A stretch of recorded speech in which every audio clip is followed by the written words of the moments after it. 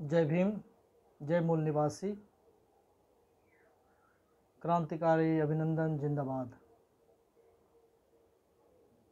साथियों, आज 25 जून है और इस जून को भारत के लोकतंत्र में काला दिवस मनाया जाता है। और ये काला दिवस इसलिए मनाया जाता है, माना जाता है कि इंदिरा गांधी यानी कांग्रेस आई कि इस वर्चस्वशाली मिजाज, हिटलर शाही, तानाशाही, उनके सुपुत्र संजय गांधी,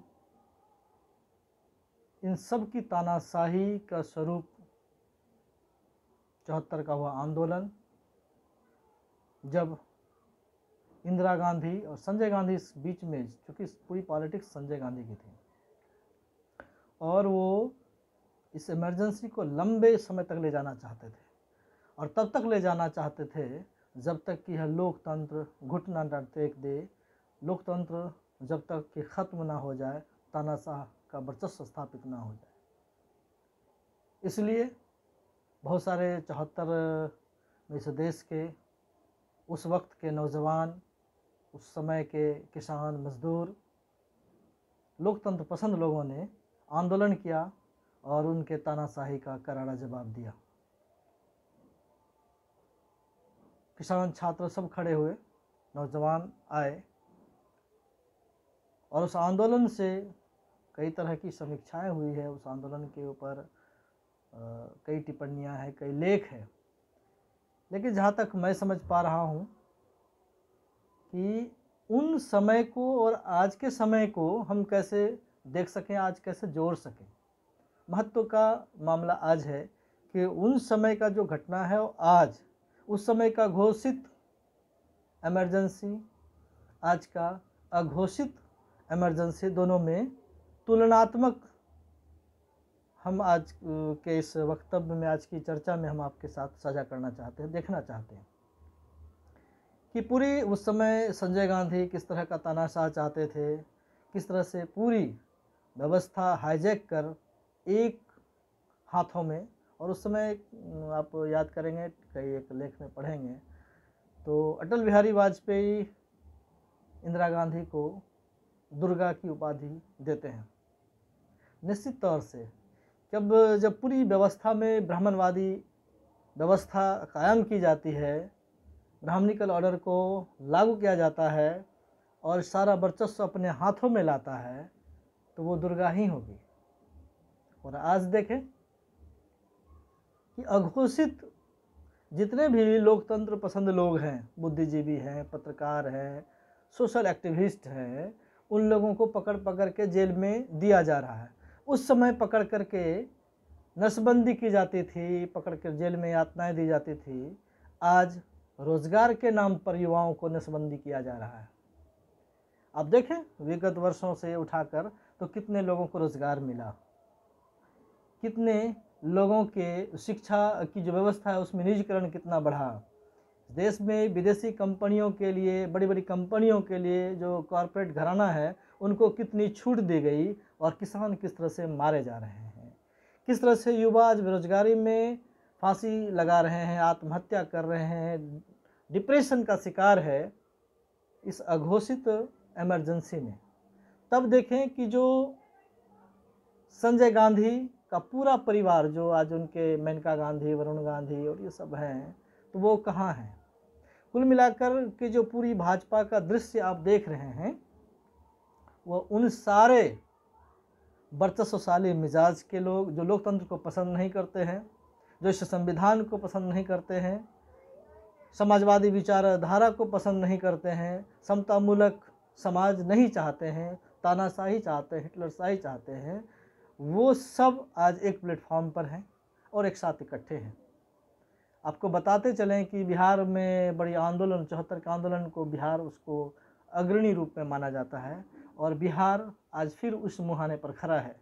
बिहार के नौजवान, बिहार के किसान, बिहार के मजदूर आज देश के विभिन्न कोनों में जाकर के अपनी मजदूरी मेहनत के बल पर जो धन अर्जित किया, आज वो शहर फिर से मैं कह रहा हूँ, आज वो फिर शहर जो है उन्हें बेगाना किया, रुसवाई किया, उनका सम्मान नहीं किया और पुनः वह वापस अपने घर आए। घर ऐसे नहीं आए, लाचारी, मजबूरी, सड़कों पर चलना, खून से लथपथ हो गई सड़कें, अंदर भी खून से लथपथ, बाहर सड़कें खून से लथपथ।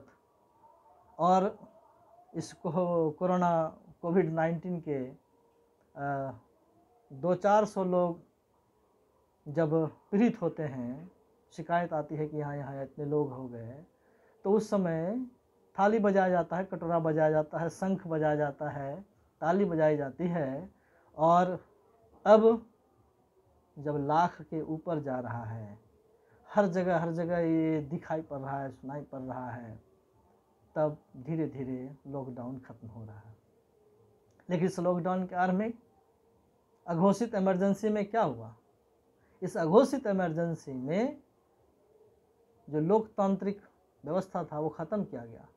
मजदूरों का शोषणकारी कानून पारित किया गया।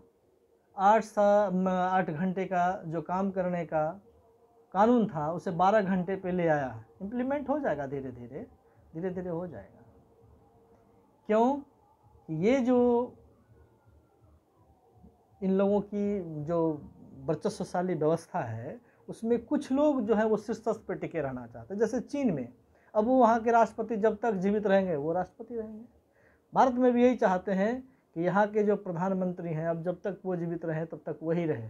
यही चाहते थे संजय गांधी, इंदिरा गांधी के समय में यही तो चाहते थे। इंदिरा गांधी शेरनी थी, जो पूर्वी बंगाल है जिसको बांग्लादेश कहते हैं, उसमें उनकी कूटनीति और उनकी पूरी जीत हुई और उसमें वो शानदार जीत पर उनको काफ़ी होना भी चाहिए, खुशी भी हुआ। लेकिन उसके अहंकार में, उस मद में पूरे इस भारतीय लोकतंत्र को अपने हाथ में लेना चाहते थे, लेकिन ऐसा नहीं हुआ वहाँ पर। लेकिन आज क्या हो रहा है कि धर्म के नाम पर यहाँ कितना विश्वविद्यालय बनना चाहिए, विश्वविद्यालय में शिक्षक हैं कि नहीं है, पढ़ाई होती है कि नहीं, जो प्रायोगिक शिक्षा है जिसमें आप केमिस्ट्री पढ़ेंगे, फिजिक्स पढ़ेंगे, बॉटनी, जूलॉजी पढ़ेंगे, जिसमें प्रयोग किया जाता है, साइकोलॉजी पढ़ेंगे, क्या उनका प्रयोग होता है? क्या कॉलेज में शिक्षक हैं? क्या विद्यालय में शिक्षक हैं? क्या विद्यालय की पढ़ने की जो व्यवस्थाएं हैं वो ठीक है? क्या रोज़गार मिल पा रहा है? क्या लोगों को सम्मान मिल पा रहा है? क्या किसान का आत्महत्या करने का दर कम हो गया? जब भी चुनाव आता है तो कहते हैं कि बॉर्डर पे तनाव है, लगता है चुनाव है। ये सब आप लगातार देख रहे हैं। मैं इस सोशल मीडिया के माध्यम से इस देश के प्रबुद्ध लोगों से अपील करना चाहता हूँ, खास करके नौजवान दोस्तों से। मैं भी नौजवान हूँ, आपके तरह सोचता विचारता हूँ। यह देश आपका है, यह देश हमारा है और हम इस मुल्क के हैं। इस मुल्क के अंदर हम काले, गोरे, उजले सब रहते हैं। अलग अलग धर्मों को भी मानने वाले हैं, वो आपका निजी मामला, आप अपने घर के अंदर किसको मानते हैं। लेकिन घर से जैसे बाहर आते हैं, भारत का संविधान है, उस संविधान के आहते हम आते हैं और उसी संविधान के माध्यम से आते हैं। आज पूरे कोरोना में क्या हुआ? हर एक बीमारी में कोई देवी देवता नज़र नहीं आ रहे। इतने पाखंड जो लोग हैं वो दिखाई नहीं पड़ रहे हैं। यहाँ पर कौन काम आ रहे हैं? हमारे डॉक्टर। और वो डॉक्टर जो सरकारी अस्पताल में हैं, अब ध्यान से मैं फिर से दोबारा कह रहा हूँ कि वो डॉक्टर आपके सामने आज खड़े हैं, टिके हुए हैं, जो सरकारी है।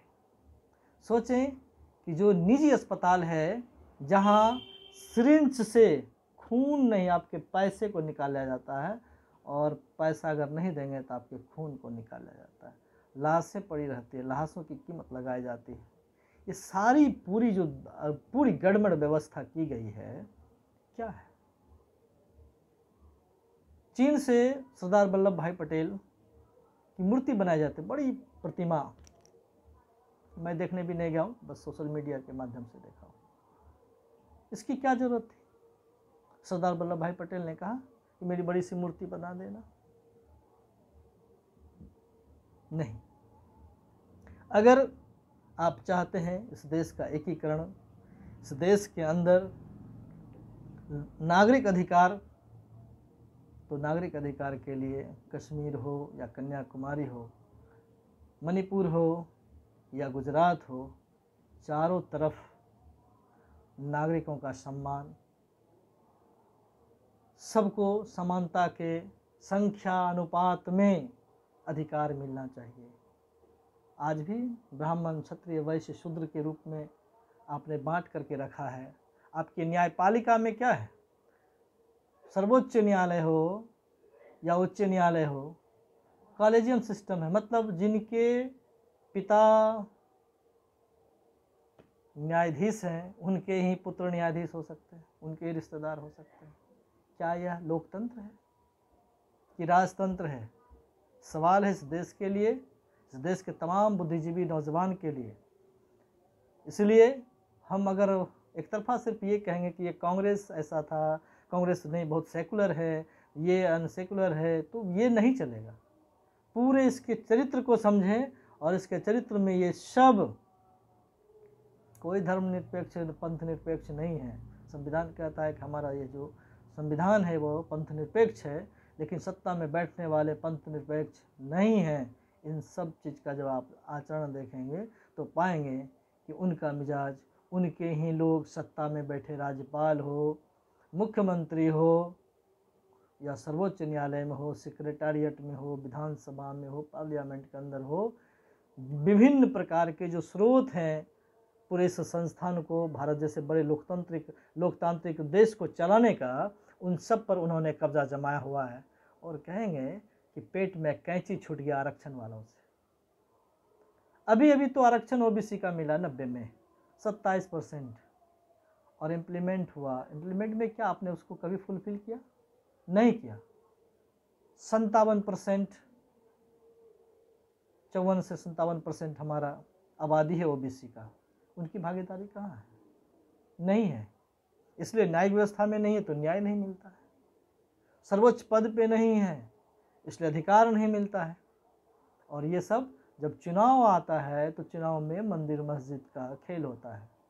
चुनाव में फिर देखेंगे कि गायें कट रही है, वहाँ पे हिंदू लड़कियों के साथ ऐसा हो गया, मुस्लिम लड़कियों के साथ ऐसा हो गया, बॉर्डर पर तनाव हो जाएगा, नेपाल अभी आंख दिखा रहे हैं। ये सब क्या हो रहा है?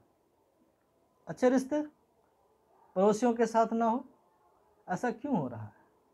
अब देखेंगे जितने शिक्षक हैं, शिक्षकों का पद खत्म कर दिया गया, बहाली ठेके पर हो गई, शिक्षा की गुणवत्ता समाप्त हो गया। ये सब क्या है? अब कैसे बनाएंगे? विश्वगुरु कैसे बनाएंगे? इसलिए हम तमाम बहुजन समाज से अपील करते हैं, क्योंकि अब उपाय नहीं है। बहुजन समाज से जितने हमारे SC ST OBC माइनॉरिटीज़ के लोग हैं, भाई बंधु बहन हैं, जिस तरह से भी पढ़ाई आपने स्कूल कॉलेज में की है, अपने मेहनत बलबूते किया है, ज़रा किताब उल्टाएं, पढ़ें। ये संविधान की भी किताबें रखी हुई है, बहुत सारी किताब है, और उन सब किताबों को पढ़ें, धर्म ग्रंथों का अध्ययन करें। जिस धर्म को आप मानते हैं, क्या वह धर्म आपको मनुष्य बना रहा है कि पशु के समान रख रहा है? इसको भी समझने की ज़रूरत है। हमारे शहीद जगदेव प्रसाद कहते थे 100 में 90 भाग हमारा है, धन धरती राजपाट में अधिकार हमारा होना चाहिए। कैसे होगा? भगत सिंह जिस समाजवाद की कल्पना करते हैं, बाबा तिलका मांझी जो सबसे पहले हमारे स्वतंत्रता सेनानी, पहले लड़ाकू हैं, हम उस मिट्टी से हैं, हम मेहनतकश लोग हैं। हम जब इतना कीचड़ में जा कर के भैंस को चढ़ाते हैं, उनके लिए चारा, नदी को जब हम पार करते हैं वहाँ से उनके लिए चारा लाते हैं, तो जब हम पढ़ने बैठेंगे तो पढ़ने में भी अव्वल आएंगे। हम मेहनतकश लोग हैं, हम बढ़िया खेती करते हैं, बढ़िया हम उपकरण बनाते हैं, हम मिट्टी का बर्तन बनाते हैं, चाहे लोहे का चाहे लकड़ी का, घर बनाने का काम है, तमाम तरह का निर्माण का काम हम समाज करते हैं। तो शिक्षा में हम पीछे नहीं हो सकते हैं, बशर्ते साजिशाना षड्यंत्र के तहत हम लोगों के शिक्षा को बांटा गया, शिक्षा को बर्बाद किया गया। इसलिए हम सब लोगों से अपील करते हैं। वह बिहार में आते हैं, बिहार में अभी चुनाव भी होना है। थोड़ा सा मैं अपनी बात यहाँ पर रख दूँ कि वो समान स्कूल शिक्षा प्रणाली आयोग का गठन किया गया, मैं थोड़ा सा दिखाना चाहता हूँ। साथ ही ये देखें, यहाँ पे समान स्कूल प्रणाली आयोग, ये प्रतिवेदन है 8 जून 2007 को प्रोफेसर मुचकुंद दुबे, अनिल सदगोपाल मदन मोहन झा इस कमेटी में थे और हम लोग अनिल सदगोपाल जी के साथ काम करने का अवसर मिला है, शिक्षा को समझने का अवसर मिला है। क्या नीतीश जी आप इस बिहार को एक बेहतर शिक्षा दे पाए? आपने लोक लुभावन कार्यक्रम चलाया, लोक लुभावन, फिर से कहता हूँ लोक लुभावन, साइकिल दिए, पोशाक दिए, बिल्डिंग आपने बना दिया, शिक्षक और छात्रों के बीच लड़ाई करवा दी। आपकी सारी व्यवस्थाएं वहाँ पर ध्वस्त हो जाती है, गुणवत्तापूर्ण शिक्षा नहीं है। इस प्रतिवेदन में सारी चीज़ें दी गई है। आज के दौर में थोड़ी कुछ कमी बेस हो सकता है, लेकिन इतना भी होता तो बहुत होता। क्या हमारे पास मॉडल है? हम बिहार के जो 12 करोड़ जनसंख्या में जो हमारे इतने नौजवान हैं, हमारे भविष्य हैं, बच्चे हैं, हमारी बहन है, बेटियां हैं, उनके लिए क्या यही है कि मैट्रिक करो 10,000, इंटर करो 15,000, बीए करो 25,000? ये क्या है? कैसे शिक्षा आप दे रहे हैं? स्कूल में टीचर ना हो, रसायन शास्त्र का किस तरह से प्रयोग करना उन्हें नहीं मालूम, क्योंकि वो प्रयोगशाला नहीं है, और प्रयोगशाला तो बिल्डिंग है, उसमें कोई मटेरियल नहीं है। खेल कूद के लिए कोई उपकरण नहीं है, और अगर उपकरण है, आपने शारीरिक शिक्षक की बहाली कर दी है तो उनकी कोई रूटीन में नहीं है, वो सब ठप पड़ा हुआ है। तो हम फिर से सत्ता और सरकार में जो लोग हैं उनका कुर्सी का सेटिंग है। विपक्ष भी देख ले, A to Z का बात करते हैं, वो समीकरण लाते हैं, MY का समीकरण लाते हैं। बहुजन की बड़ी आबादी है, हम 90% हैं, और उसकी भागीदारी सुनिश्चित करनी है, और उसकी सुनिश्चित करने की लड़ाई कौन लड़ रहे हैं? आप देखेंगे उत्तर प्रदेश में बहन मायावती जी आए, बहुजन हिताय बहुजन सुखाय की जगह सर्वजन हिताय सर्वजन सुखाय हो गया। हुआ क्या? आपकी सारी राजनीतिक कार्यक्रम, आपकी राजनीतिक दिशा सब ठप पड़ गया, और आप उसी ऑर्डर पे चले आए। फिर भाई भतीजेवाद। विपक्ष में बिहार में जो भी पहले सत्ता में रहे 15 साल, विपक्ष में आए, विपक्ष में आकर के क्या उनकी भूमिका है? परिवारवाद, भाई भतीजावाद। तो क्या बिहार की जनता किसी एक परिवार की गुलाम है क्या? हम जिस विधानसभा से आ रहे हैं वहाँ परिवारवाद है, जयपुर विधानसभा। विपक्ष कैसे होगा? विपक्ष कुर्सी का सेटिंग है। इसलिए आप सबसे निवेदन करते हैं, एक सशक्त विपक्ष बिहार में हो सकता है, और वो तय करेगा, बिहार की जनता तय करेगी। छोटे छोटे संगठन बिहार में लगातार संघर्ष कर रहे हैं, सड़कों पर काम कर रहे हैं, उसमें से कई लोगों को जेल में डालने का काम किया है बिहार की सरकार। जब हम SC ST आंदोलन को लेकर के जो उस कानून में फेरबदल हो रहा था, हम लोग उसके लिए भी संघर्ष किए, शांतिपूर्ण संघर्ष किए, सड़कों पर उतरे और झूठा मुकदमा करके कई एक दफ़ा लगाकर जेल में दे दिया। तो ये जो लगातार यातना दिया जा रहा है, तो जो वहाँ उस समय घोषित आपातकाल था, आज अघोषित आपातकाल है, और इस अघोषित आपातकाल उससे ज़्यादा खतरनाक है। कहते हैं ना कि गर्म पानी में अगर मेढक को हम दे दें तो अचानक से वो जंप करके बाहर निकलने का चांसेस है कि 10% चांस है कि वो बाहर निकल सकता है। लेकिन एक बर्तन में ठंडा पानी हो, उसमें मेढक को दे दें और नीचे आग को धीमे धीमे आंच पे लगा दें, तो धीरे धीरे वो पानी गर्म करेगा, एडजस्ट करता जाएगा, और मेढक को पता नहीं चलेगा और वो उसके अंदर मर जाएगा। भारत के अंदर जो अभी पॉलिटिक्स चल रहा है, राजनीति चल रहा है, हमारे नौजवान वो कहते हैं कि देखो यार, कोई रोजगार नहीं मिल रहा है, काम तो कुछ इसने किया नहीं, सिर्फ थाली पटवा रहे हैं, शंख बजवा रहे हैं, रेलवे को बेच रहे हैं। जो प्राइवेट कंपनियां है वो नफ़ा में चला जाता है। सरकारी जो संसाधन है, BSNL है, रेलवे है, बैंक है, तमाम तरह का जो नवरत्न कंपनियां हैं वो गवर्नमेंट में है, गवर्नमेंट के अंदर है, तो उसमें घाटा लग जाता है, और वही जब प्राइवेट कंपनी चलाने लगता है तो नफ़ा में चला जाता है। तो समझने का चीज़ है कि सरकारी तंत्र का जो मिजाज है, जो मैनेजमेंट है, जो उसके चलाने वाले बड़े पदाधिकारी टोटली उसमें सवर्ण होते हैं।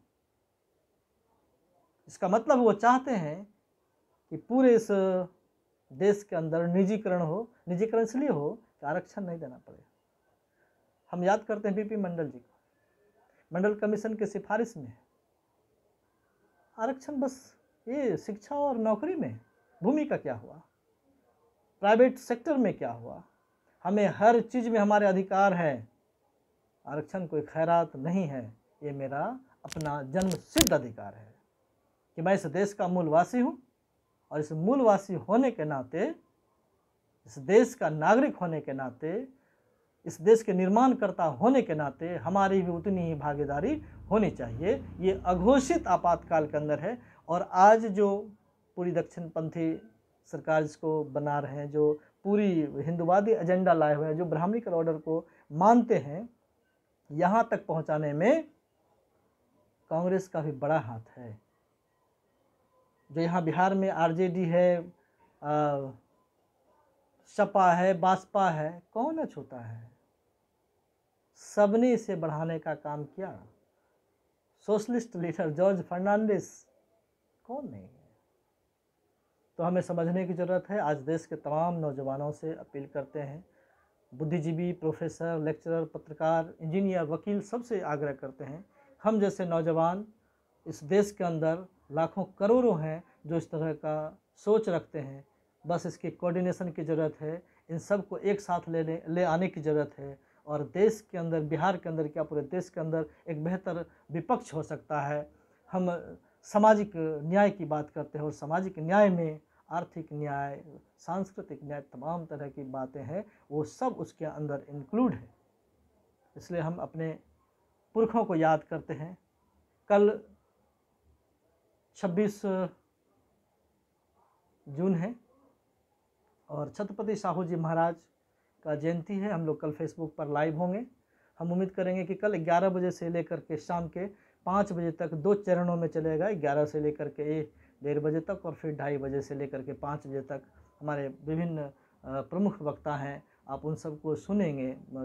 चर्चित पत्रकार हैं, उन सबको सुनेंगे। विश्वविद्यालय के प्रोफेसर हैं, उनको सुनेंगे और पूरा जो हम लोगों का एजेंडा है वो वहाँ पर सामने आएगा। हम आप सबसे अपील करते हैं, निवेदन करते हैं, जोहार करते हैं, जिंदाबाद करते हैं, आदाब, सत श्री अकाल, सलाम करते हैं कि आप इसमें शामिल हों और इस चीज़ को अवश्य सुने कि और समझें कि सेकुलर सेकुलर सेकुलर कहने वाली जो पार्टियां हैं, जो गद्दी और कुर्सी का सेटिंग कर रहे हैं, असल में वो सेकुलर नहीं हैं।